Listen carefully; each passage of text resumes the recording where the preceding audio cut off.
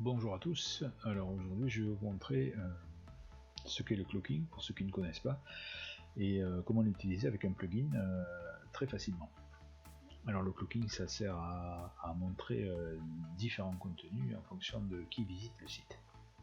Par exemple, un utilisateur lambda, un internaute, on va lui montrer un contenu et les robots de moteur de recherche on va leur montrer un autre contenu. Par exemple Googlebot on va lui montrer un autre contenu que celui qu'on montrera à l'utilisateur lambda.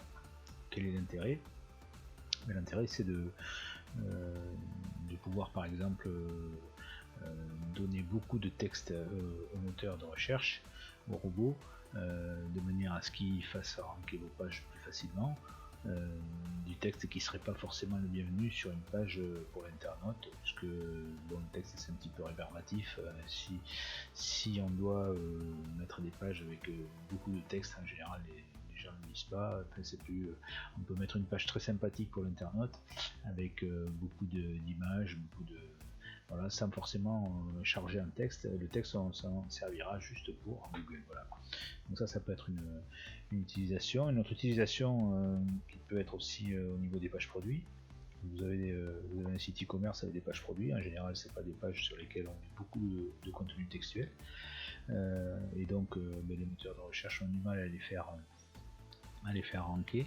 Donc là ce qu'on peut faire aussi c'est laisser la page produit telle quelle pour l'internaute, donc avec prix, les différentes caractéristiques, et puis en dessous on peut mettre un pavé, un gros pavé textuel avec beaucoup de mots clés concernant le produit, qui sera uniquement visible par le moteur, par le robot, ce qui permettra de lui faire comprendre plus facilement le thème de la page et de la faire ranker beaucoup plus rapidement et beaucoup plus facilement.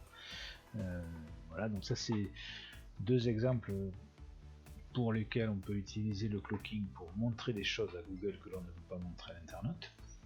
Il y a d'autres exemples qui peuvent être utilisés tout à fait inversement, c'est-à-dire on va cacher des choses à Google et on va uniquement les montrer à l'internaute. On peut utiliser par exemple ceci pour les liens d'affiliation. On sait que Google n'aime pas trop les liens d'affiliation. Un site qui est bourré de liens d'affiliation, ça ne plaît pas trop à Google.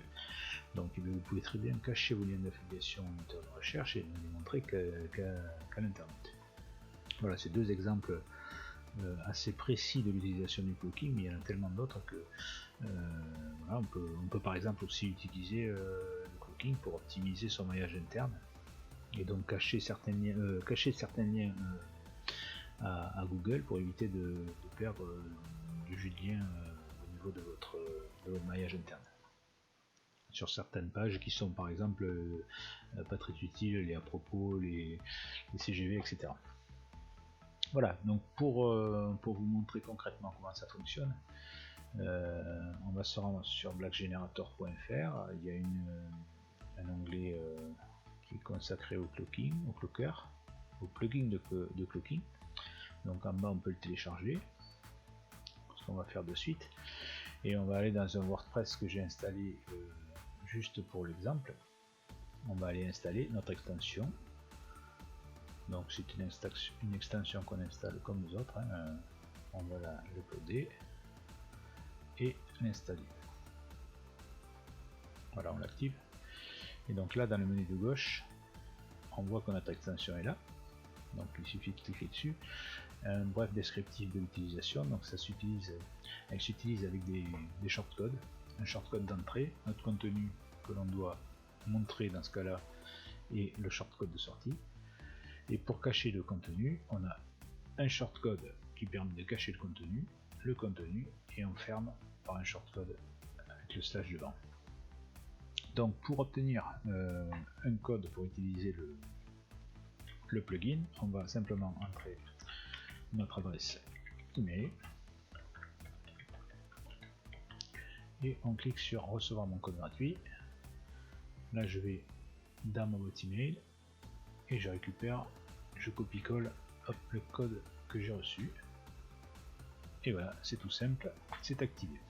Donc là mon plugin est activé, je peux l'utiliser. Je vais récupérer je vais copier le début de mon shortcode pour l'utiliser dans ma page. et je vais aller dans ma page d'accueil, toute basique, pour juste vous montrer comment ça fonctionne. Donc là, on va utiliser ce shortcode là pour montrer uniquement ce contenu à Google. Donc là, on va dire uniquement vu par le robot. Ok. Et là, on ferme avec le slash, le même shortcode, mais avec le slash. Donc tout ce qui sera entre ces deux shortcodes là ne sera vu uniquement que par le robot. Vous pouvez très bien y mettre des boutons, vous pouvez très bien y mettre du texte, vous pouvez très bien y mettre des paragraphes, des titles, des images, des liens, tout ce que vous voulez, vous pouvez mettre entre ces deux shortcodes, ça sera uniquement vu par Google. Par le robot d'indexation, Google ou Bing ou d'autres robots qui parcourent le net. Inversement, on va vouloir cacher les choses à Google, donc on va utiliser ce shortcode là. Allez. Ok. Et là on va mettre uniquement vu par l'internet. Et toujours pareil, on ferme notre shortcode avec le slash, slide avec le slash, de manière à ce que le contenu soit bien délimité entre ces deux shortcodes, et ce contenu ne sera, comme c'est du hide, sera uniquement visible par l'internet. Voilà, donc là on met à jour. Alors comment on va faire pour contrôler que ça fonctionne bien? C'est très simple, j'utilise un plugin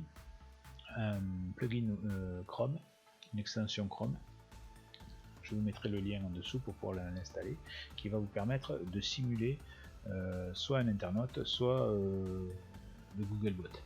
Donc en fait, le navigateur affichera, si vous paramétrez Googlebot, le navigateur affichera ce qu'il affiche pour Googlebot, et inversement, si c'est l'internaute, il affichera ce qu'il affiche pour l'internaute. Donc on va sur le Chrome Store et je vais ajouter l'extension à mon Chrome. Ok. Voilà. Donc l'extension, c'est ce petit trou denté là. Donc vous avez plusieurs user agents paramétrables. Donc il y a le navigateur par défaut Chrome, mais vous pouvez choisir d'autres navigateurs, et un de tout à fait en bas vous pouvez choisir le Googlebot. C'est-à-dire qu'en fait si vous choisissez ça, si j'actualise, la page sera affichée comme elle est affichée au robot de Google. Alors pour l'instant je vais rester sur le défaut et je vais actualiser ma page pour voir à quoi elle ressemble. Voilà, donc je suis à l'internaute puisque je suis en navigation par défaut, et j'ai vraiment juste ce que je veux qui soit visible uniquement par l'internaute. Alors tout ce qui n'a pas été paramétré autour, c'est visible par les deux, bien évidemment. Mais là, ce qui a été cerné entre les deux balises vues par l'internaute, c'était les deux balises donc hide, puisque c'est caché à Google, mais c'est uniquement vu par l'internaute. Comme je suis l'internaute pour l'instant, il n'y a que moi qui le vois. Maintenant on va passer en Googlebot. Donc là on est sur le Googlebot et je vais actualiser la page. Et là on a bien notre texte qui est vu uniquement par le robot.